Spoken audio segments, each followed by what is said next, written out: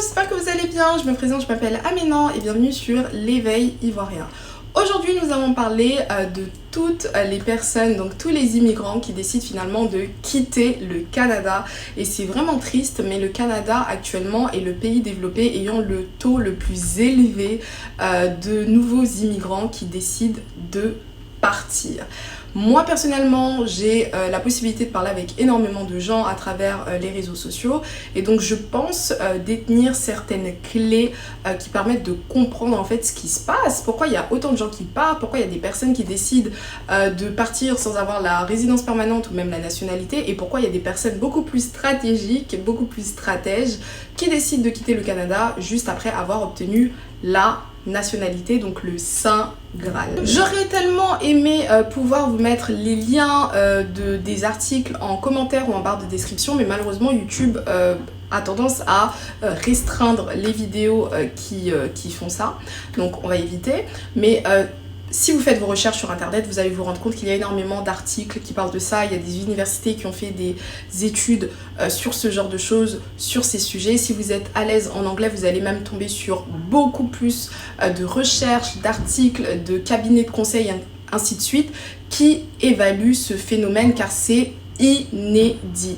Le Canada est le pays développé qui perd le plus de nouveaux arrivants, donc qui perd le plus d'immigrants, c'est-à-dire qu'il y a énormément de gens qui viennent, mais ces personnes-là, une bonne partie ne restent pas. Le premier point qu'il faut retenir, c'est que le Canada est devenu populaire trop rapidement.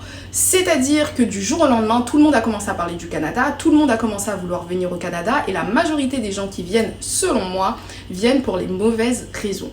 On ne vient pas au Canada parce qu'on s'intéresse réellement au pays, mais on vient au Canada parce que, à ce qui paraît, c'est facile de trouver un travail, à ce qui paraît, c'est facile de trouver un logement, à ce qui paraît, les gens sont gentils. Donc finalement, en fait, il n'y a pas vraiment de culture autour du Canada que les personnes adhèrent. Il y a juste, ok, le Canada c'est bien actuellement, donc je vais juste immigrer car c'est facile, c'est rapide et en plus de ça, tout le monde immigre, donc moi aussi, je vais venir. C'est un petit peu ça la mentalité qui se construit autour de l'immigration du Canada. Donc lorsque tu arrives et que tu es face à certaines réalités, bien évidemment, tu es déçu et tu finis par partir. Avant de continuer, je voulais mettre un distinguo clair, net et précis. Lorsqu'on parle d'immigration au Canada, il y a deux catégories d'immigrants. La première catégorie, c'est des personnes qui viennent de pays riches, d'Europe, ainsi de suite. La deuxième catégorie, c'est des personnes qui viennent de pays pauvres, Afrique, Asie, etc. Qu'on le veuille ou non, qu'on soit mathématicien, statisticien ou autre, bien évidemment qu'une personne qui vient d'un pays riche a plus tendance à vouloir retourner dans son pays lorsque ça se passe très mal donc au cours de son immigration. Alors qu'une personne qui vient d'un pays pauvre et qui n'a pas forcément le choix ou en tout cas qui se dit ok j'ai beaucoup plus à perdre à rentrer chez moi, bien évidemment que cette personne va rester le plus longtemps possible mais elle risque de partir sur du long terme une fois qu'elle possédera le passeport canadien. Et ça c'est pareil dans tous les pays du monde et c'est une réalité.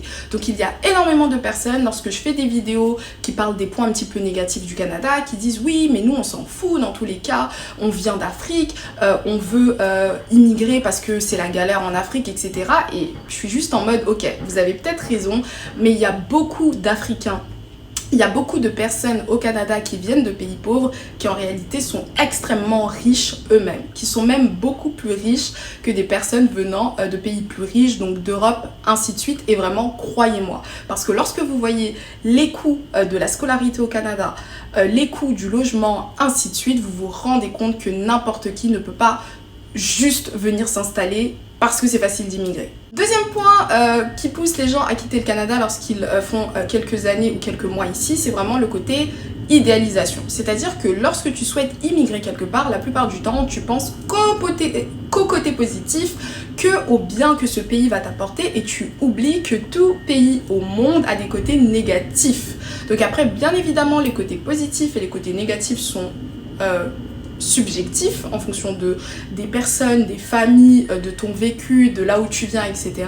Mais en réalité, lorsque tu penses ton projet d'immigration, réfléchis 2 secondes, tu vas te rendre compte que tu penses qu'au bien que le pays va t'apporter et tu ne penses pas à tous les sacrifices que tu vas devoir faire, tous les côtés que tu vas un petit peu moins aimer au Canada ainsi de suite. Et c'est pour ça que toute personne qui immigre au Canada aura toujours une petite période de lune de miel. Donc c'est la période où tu es extrêmement content d'être là, tu te récompenses, tu te rends compte que tu as réussi un projet de vie que tu voulais accomplir, tu as réalisé l'un de tes rêves, tu es super heureux, tu es dans la découverte, ainsi de suite. Mais après, il y a la réalité qui te rattrape lorsque tu commences à travailler, tu commences à avoir des charges, tu commences à vivre dans le pays, tu commences à comprendre certaines choses. Il y a certaines situations qui vont commencer à te déplaire et là, malheureusement, tu commences à être déçu. Troisième point qui pousse les personnes à quitter le Canada, c'est le côté changement rapide de ce pays. C'est-à-dire que le Canada est un pays qui change extrêmement rapidement. J'ai jamais vu ça de ma vie. C'est-à-dire qu'on est passé de 30 millions à 40 millions d'habitants en même pas 10 ans. On est passé de, il y a quelques centaines de milliers de personnes qui viennent chaque année à, il y a plus d'1 million de personnes qui arrivent chaque année. Et donc finalement, il y a des conjectures économiques qui font que le Canada que tu as pensé n'est pas forcément le Canada que tu vas trouver. Et ça, c'est super important à retenir. Je vous donne un exemple qui est tout bête, mais moi personnellement, j'ai pensé mon projet d'immigration en 2017. Donc en 2017, j'ai commencé à me dire, ok, il faut que je quitte la France, où est-ce que je vais aller, ainsi de suite. En 2020, je me suis décidée, j'ai commencé mes démarches d'immigration. En 2021, mes démarches d'immigration ont abouti, donc j'ai eu mon visa et je suis arrivée au Canada en 2022. Entre 2020 et 2022, le Canada a extrêmement changé. C'est-à-dire que entre le moment où je pensais à immigrer au Canada, j'ai commencé les démarches d'immigration, je regardais par exemple les offres d'emploi au Canada, je regardais les logements, combien ils coûtaient au Canada, et le moment où je suis vraiment arrivée, il y a eu vraiment un pont. C'est-à-dire qu'il y a beaucoup de choses qui m'ont extrêmement choquée lorsque je suis arrivée, notamment par rapport au coût des loyers. Il y a beaucoup de choses aussi qui m'ont interloquée, donc notamment à quel point la population elle a grandi aussi rapidement. Et donc ça fait que voilà, faites super attention, n'oubliez pas que l'Amérique de manière générale, c'est un continent en fait qui évolue extrêmement vite. Les lois se prennent très rapidement. Il y a des changements qui vont vite. Le Canada maintenant c'est devenu vraiment populaire, c'est trending, donc il y a beaucoup de personnes qui arrivent, les employeurs aussi maintenant ils en profitent, les propriétaires en profitent, enfin voilà. Donc vraiment dites-vous que entre le moment où vous allez penser à immigrer au Canada et le moment où vous allez vraiment arriver, il y aura peut-être d'autres réalités à anticiper psychologiquement. Quatrième point, les démarches d'immigration. On va pas se mentir, voilà, moi j'ai fait énormément de démarches d'immigration, que ce soit pour moi, les membres de ma famille, ainsi de suite. Et je peux vous garantir que c'est épuisant. Des fois, lorsqu'on arrive au Canada, on se dit c'est super, maintenant que je suis au Canada, je suis intégrée, je vais plus facilement avoir la résidence permanente, je vais plus facilement avoir la nationalité, je vais plus facilement pouvoir changer d'un visa étudiant en visa de travail, alors que pas du tout. C'est-à-dire que des fois, c'est triste à dire, mais tu peux te rendre compte que des personnes qui sont même pas au Canada, qui payent pas d'impôts au Canada, qui ne travaillent pas au Canada, peuvent plus facilement avoir la résidence permanente que toi. Pourquoi? Parce qu'en fait, eux, ils ont la possibilité dans leur pays d'origine de pouvoir avoir certains documents beaucoup plus facilement que toi, qui est à l'étranger, qui ne peut plus justifier de certaines expériences professionnelles d'il y a longtemps, ainsi de suite. N'oublions pas également que la politique migratoire du Canada change 24 heures sur 24. Donc c'est-à-dire que pendant que tu commences à travailler avec cet employeur, cette catégorie d'emploi te permet d'avoir un visa de travail ou une résidence permanente, je dis n'importe quoi. Et puis, quelques mois plus tard, le gouvernement décide de changer, tu n'es plus éligible alors que tu es déjà au Canada. Donc, les démarches d'immigration sont longues, sont coûteuses, sont extrêmement fatigantes psychologiquement et beaucoup de personnes sont dans le désarroi, notamment les personnes qui immigrent au Québec. Au bout d'un moment, des fois, ils sont obligés de rentrer dans leur pays d'origine parce que c'est pas facile de régulariser sa situation, particulièrement au Québec. Donc, pareil, si vous souhaitez immigrer au Canada, voyez, ok, dans quelle province est-ce que je peux immigrer par rapport à ma situation? Quelle est la meilleure province par rapport à la résidence permanente? Quelle est la meilleure province par rapport à mon profil? Ainsi de suite. Cinquième point, le coût de la vie. Donc on en parle tout le temps, mais c'est la réalité. Le Canada, c'est extrêmement cher. C'est-à-dire que là, tout de suite, tu vis au Canada, t'arrives, on te propose un salaire de misère. Pourquoi? Parce que tu viens d'arriver, t'as pas encore l'expérience et tu te rends compte, mais attends. le salaire qu'on me propose ne me permet pas de vivre décemment au Canada. C'est une réalité. Ensuite, plus tu évolues aussi dans ce pays et plus tu te rends compte que malheureusement, même des personnes qui sont là depuis longtemps, qui sont nées et qui ont grandi au Canada, se retrouvent un peu désemparées parce que la population évolue tellement vite que finalement, en fait, tu te sens oppressé. C'est-à-dire que ton loyer que tu payes à ton propriétaire n'est plus intéressant pour lui car il peut littéralement te foutre dehors, prendre des nouveaux arrivants qui vont payer beaucoup plus que toi. Et donc ça fait que de manière globale, même si tu fais 5 ou 10 ans au Canada, tu peux actuellement avoir tendance à penser à quitter ce pays parce que les coûts de la vie sont incontrôlables. Vraiment, c'est incontrôlable. C'est du n'importe quoi. Le dernier point pour moi, c'est la désillusion. C'est-à-dire qu'il y a beaucoup de gens, malheureusement, qui viennent au Canada, qui avaient des situations extrêmement confortables, qui étaient vraiment des cadres, des ceci, cela dans leur pays d'origine.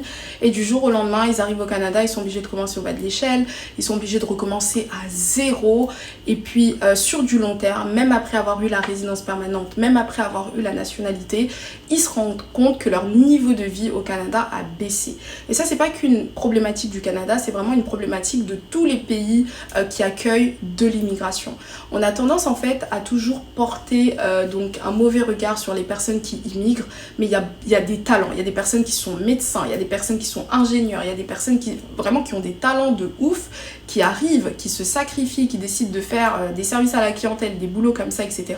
Et puis sur du long terme, en fait, ils se retrouvent pas, ils n'ont pas l'impression que ce qu'ils font dans le pays d'accueil a du sens par rapport à ce qu'ils faisaient dans leur pays d'origine. Bien évidemment, il n'y a pas de sous-métier. Moi, personnellement, le service à la clientèle, ça me connaît. Donc, je ne suis pas en train de dénigrer des métiers plus que d'autres, mais c'est une réalité. Tu peux avoir un certain niveau de vie dans ton pays d'origine, tu arrives au Canada et tu te rends compte que malgré tous ces efforts, malgré tout le travail que tu fais, malgré l'intégration que tu essayes d'avoir, ainsi de suite, ton niveau de vie, il ne décolle pas aussi rapidement que ce que tu avais intégré dans ton esprit par rapport à toute l'idéalisation que tu avais, ainsi de suite. Et donc il y a beaucoup de personnes, voilà, il y a beaucoup de médecins, beaucoup d'infirmiers, etc., beaucoup d'enseignants, de cadres dans leur pays d'origine qui arrivent au Canada, qui étaient extrêmement à l'aise financièrement dans leur pays et qui finalement ici, ils arrivent à peine à joindre les deux bouts et finalement leur vie n'a pas autant de sens que ça. Avant de conclure cette vidéo, je voulais laisser un petit message aux personnes qui se trouvent dans ce cas de figure, qui sont peut-être au Canada, qui sont un peu dépressifs, qui ont l'intention de quitter le Canada, ainsi de suite. Moi, la seule chose que je peux vous dire, c'est vraiment penser au pourquoi. Pourquoi est-ce que de base vous êtes venu au Canada? N'oubliez pas de rester positif dans la tête, c'est vraiment super important. Si vous avez également un autre projet d'immigration dans un autre pays, n'idéalisez pas trop ce nouveau projet d'immigration car à la fin de la journée, tous les pays ont des avantages et des inconvénients. Le fait aussi de venir au Canada et de finalement repartir n'est pas un échec. Il n'y a pas d'échec dans la vie. On apprend tous les jours, ça nous permet de grandir, ainsi de suite. Et puis aussi, petit message à toutes les personnes qui sont de l'autre côté, donc qui veulent immigrer au Canada ou dans un autre pays, vraiment, concentrez-vous sur votre mindset. C'est super important ce qui se passe dans la tête. Partez du principe qu'il n'y a absolument rien qui est facile. Au Canada, c'est pas l'Eldorado, ainsi de suite. Mais par contre, tout est possible. Si vous venez, vous êtes déterminé, vous êtes prêt à commencer au bas de l'échelle, à évoluer petit à petit, vous avez le bon mindset, enfin vous êtes positif, etc.